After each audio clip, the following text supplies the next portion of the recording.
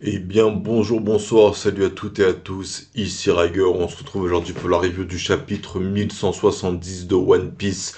Donc, je l'ai nommé Loki, Ragnir et le trésor d'Erbaf. Pour être tout à fait honnête avec vous, j'ai trouvé ce chapitre très bien. Donc, beaucoup d'intensité dans les scènes. Donc entre Harald qui perd la tête, Shanks et Gaban qui sont là pour le stopper, le destin qui attend Loki, j'ai trouvé ça très puissant comme histoire, très touchant. Et du coup, let's go, c'est parti pour la review. Donc le premier point que j'ai noté, c'est que Ragnir n'a jugé personne digne de manger le fruit du démon depuis des siècles et des siècles.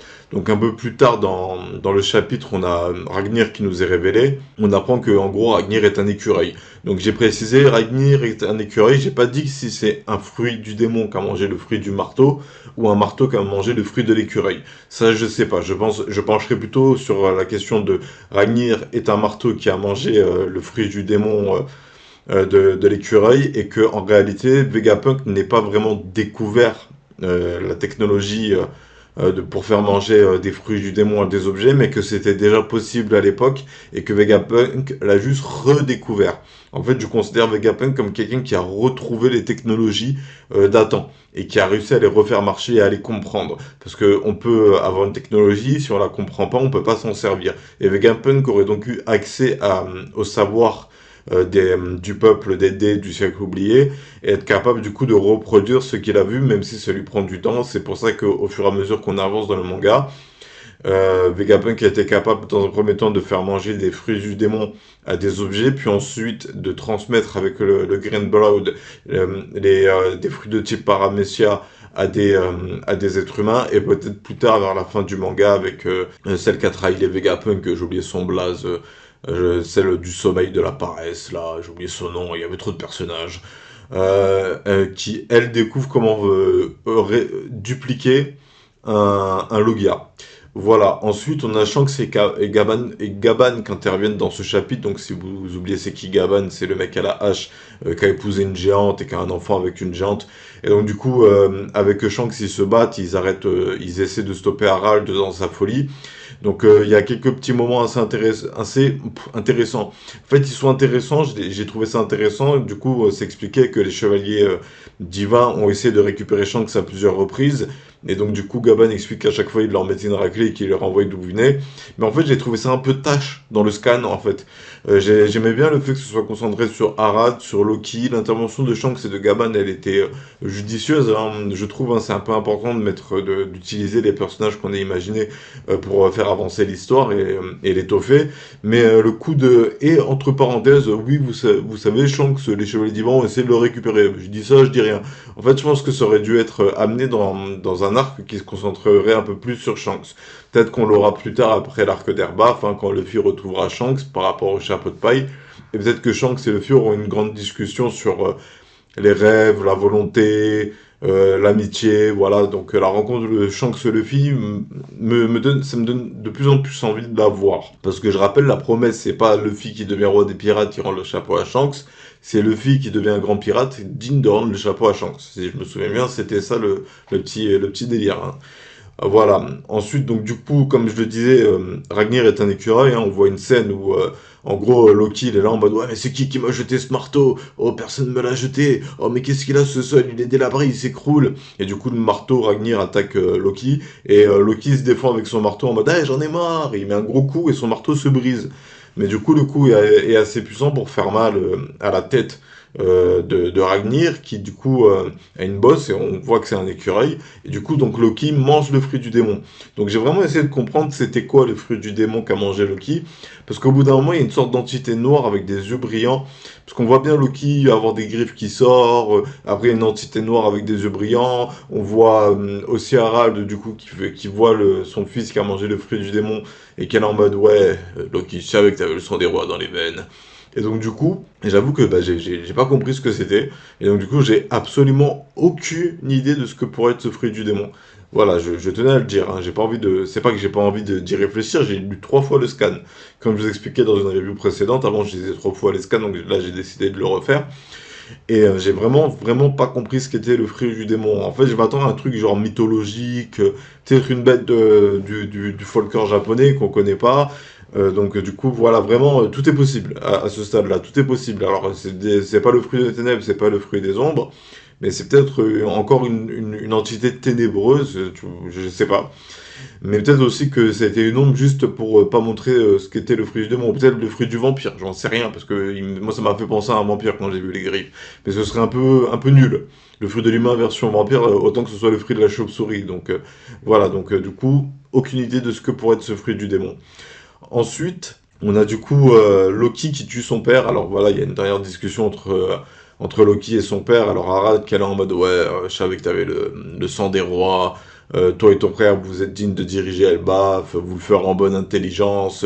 Et Loki, il est en mode ouais, t'es sérieux, t'es vraiment une crevure de me demander de faire ça.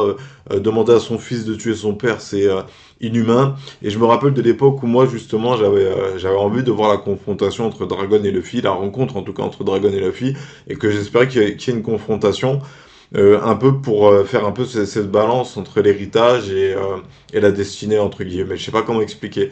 Le conflit générationnel que peuvent avoir un père et son fils. Hein. Je pense que c'est un sujet qui peut être très intéressant à traiter dans One Piece. Et donc du coup, on l'a pas vraiment avec Harald et Loki, mais on a vraiment ce côté où il y a des divergences. Loki veut pas tuer son père, mais son père est en train de perdre l'esprit. Et donc du coup, avec son fruit du démon et Ragnir en sa possession, Loki met un coup fatal à son père et l'image est extrêmement puissante. Hein. Je m'en suis servi comme miniature pour cette vidéo, même si ça peut-être un peu spoilé pour des gens qui n'ont pas vu les chapitres. Franchement, non, j'ai vraiment trouvé l'image d'une puissance exaltante.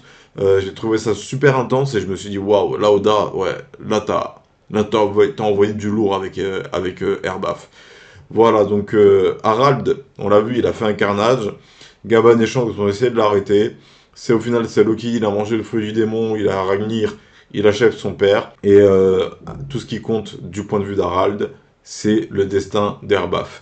Et c'est la fin d'un homme qui a su être digne du début à la fin, une histoire inspirante qui donne envie de se battre pour la paix, chacun à son échelle.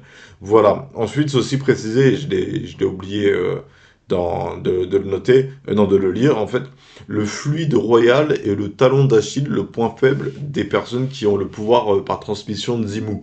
Alors moi, je suis toujours convaincu que ce qui se passe avec Imu, c'est le fruit du sang, c'est un pacte avec le sang, et j'ai hâte de voir ce que ça donnera avec le Green Blood. Imu, sang, Green Blood, j'ai hâte de voir ce que Oda nous réserve à ce niveau-là. Et du coup, bon, comme je vous le disais, ça fait un peu tâche. Alors bon, c'est un peu logique. Gaon, il explique à Shanks que je connais le point faible parce que c'est déjà arrivé qu'on les affronte.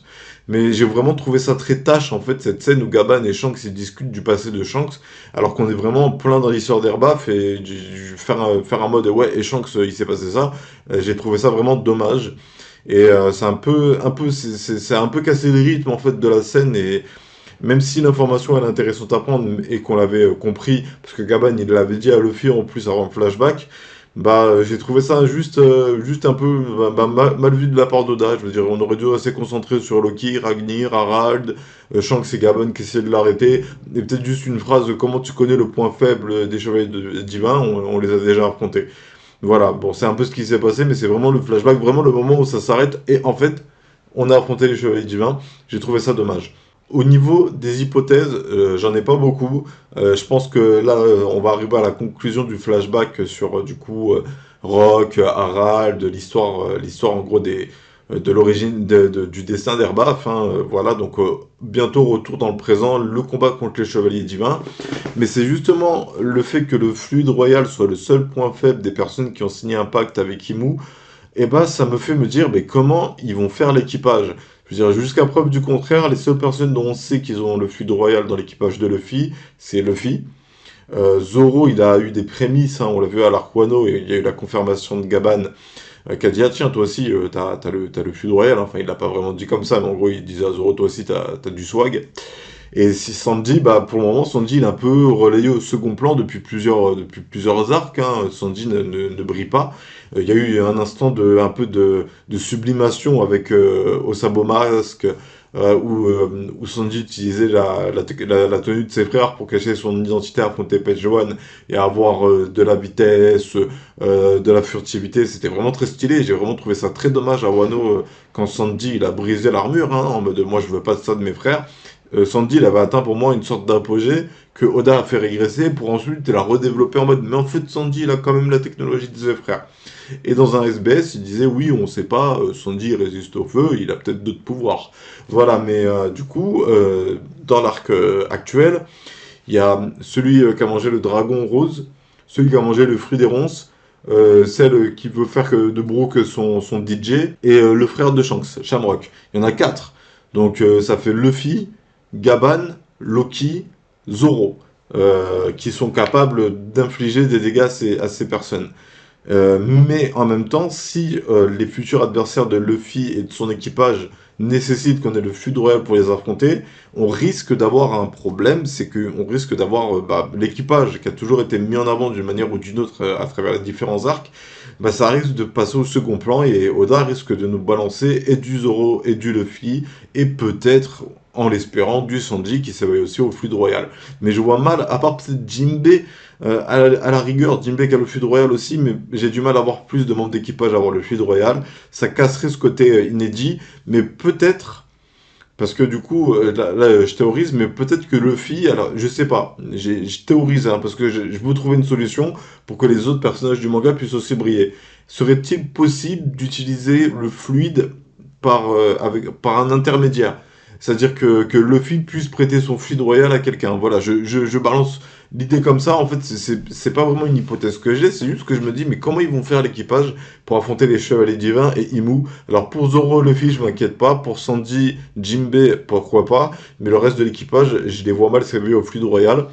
Donc peut-être justement Loki qui rejoint l'équipage, mais du coup ce serait dommage pour les autres membres d'équipage qui risqueraient d'être relayés vraiment au second plan. Déjà que Robin pendant très longtemps elle était un peu au second plan, c'était vraiment juste la source d'information, l'informatrice du groupe, et elle n'avait pas eu de combat jusqu'à l'arc Wano, elle en avait eu un à l'arc des hommes poissons, mais il était tout pété, hein, son adversaire. Hein. C'était pas un gros combat, et donc du coup ouais, Robin elle a pu briller à l'arc Wano.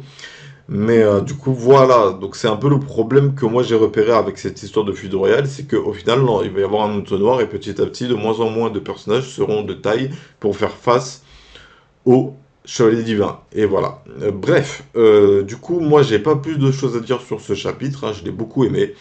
L'image de Loki qui tue son père, je l'ai trouvé très puissante, hein, je l'ai déjà dit, mais je le répète.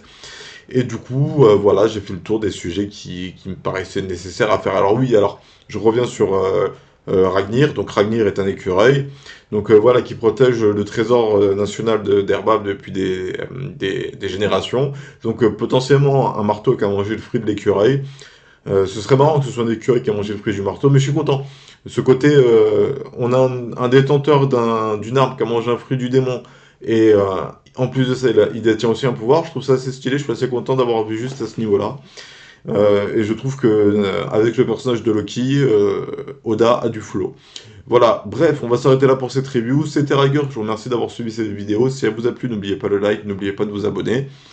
En commentaire, n'hésitez pas à partager vos hypothèses. Alors là, normalement, la semaine prochaine, il n'y a pas de chapitre qui sort, donc je vais essayer de m'organiser pour faire la théorie que j'avais promis de faire avec mon abonné.